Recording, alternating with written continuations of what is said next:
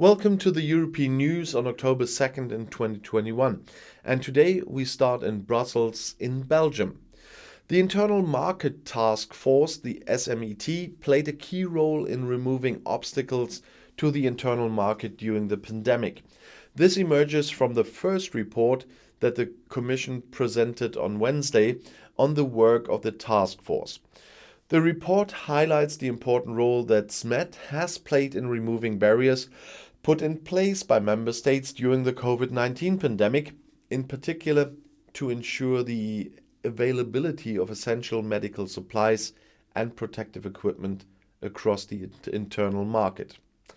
And now let's go to Cardiff in the UK. Future developments in Wales will have to take into account future flooding and coastal erosion risk caused by climate change, the Welsh Government has confirmed on Thursday.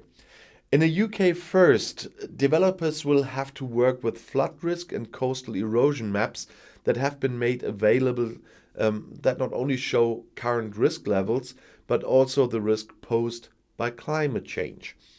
The new plan policy advice, known as Technical Advice Note 15 or 1015 for short, will inform future local development plans and decisions on planning applications in areas at risk of flooding and coastal erosion. It will be used by the Welsh Government, by local planning authorities and developers to direct development away from areas at risk of flooding and coastal erosion. Climate Change Minister Julie James from Wales, of course, said, "Flood risk and coastal erosion in Wales is increasing as a result of climate change.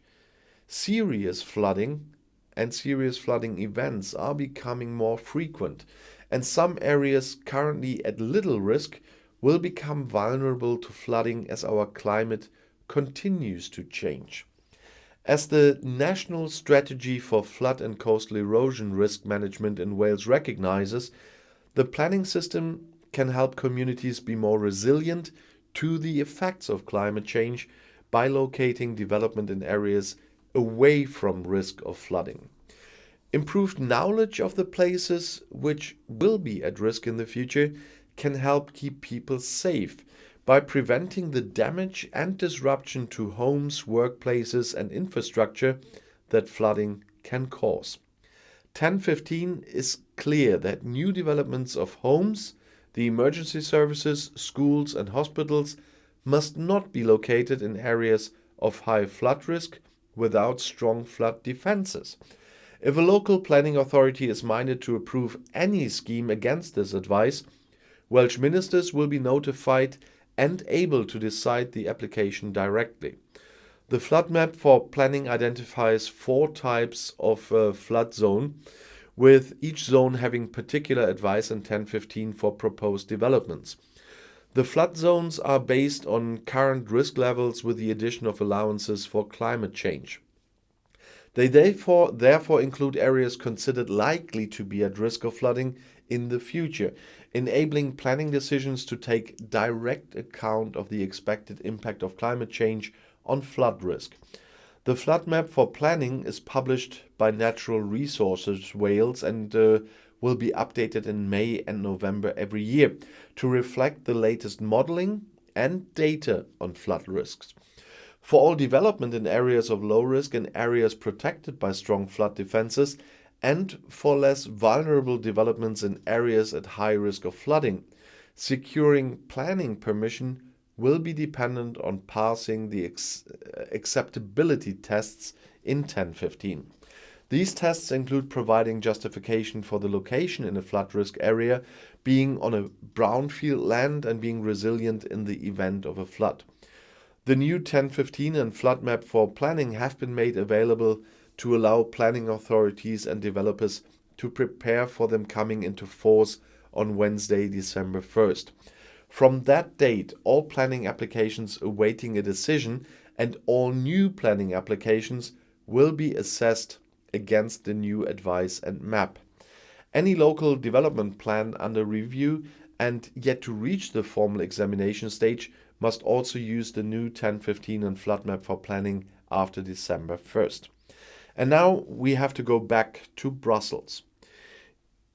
EU Commission President Ursula von der Leyen has met the president of Kosovo, that's Albin Kurti, and she made clear that the Western Balkans are supposed to be part of the European Union in the future.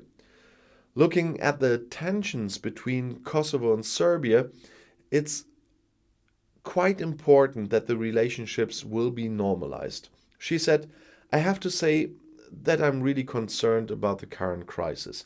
It is important to de-escalate the crisis and go back to the negotiation table to find a sustainable solution. The only way to cope with the current crisis is to use the EU's presented dialogue platform, and the president is sure that this might help." And now we go to Edinburgh in the UK. Business premises in Scotland will be able to access a £25 million package to improve ventilation and reduce the risk of coronavirus transmission. Grants will target a wide range of high-risk settings where people come into close proximity, including restaurants, bars and gyms, with support available to help companies undertake work such as the installation of carbon dioxide monitors and altering windows and vents. An expert advice group chaired by Professor Tim Sharp from the University of Strathclyde unanimously recommended that businesses should be supported to improve ventilation. The group was established in August to advise how enhanced ventilation can help reduce transmissions of the virus. We use ventilators now in school and all of this. The First Minister said about this, "As we step away from other mitigations, improved ventilation will play a significant role in reducing transmission indoors, support the sustained opening of society, and contribute to our wider COVID recovery. Many of the businesses we are targeting have been closed for long periods, and it's right that they are helped to undertake this work. We are allocating up to £25 million to assist small and medium-sized enterprises and expect to begin making payments in November." The package will initially target higher risk sectors where people spend significant amounts of time in close proximity to each other, such as hospitality and leisure, and will make indoor settings safer, especially through the winter months. And now, once again, we have to go to Brussels in Belgium.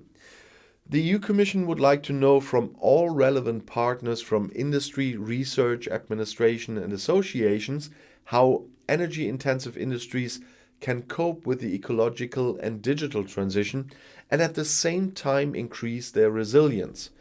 It launched a consultation on Tuesday, and a jointly agreed transition plan should be available by the beginning of 2022 at the latest. The consultation will last 8 weeks. Heavy industries like steel, cement or mining provide some of the most important materials for our economy and employment. But this industrial ecosystem must also maintain its competitiveness and at the same time contribute to a climate-neutral Europe by the middle of the century, said EU Internal Market Commissioner Thierry Breton, calling on all stakeholders to work together and propose concrete measures, commitments and investments. Industrial partners from various value chains in the ecosystem of energy-intensive industries, authorities, social partners and research institutions can comment on a number of scenarios and a number of framework conditions. They should also assess the scope, costs, benefits and condition of the measures required to accompany the transition. In its updated EU industrial strategy in May 2021, the EU Commission emphasized that the green and digital transformation of EU industry and its ecosystems must be accelerated. And I'll see you in my next video. Bis gleich.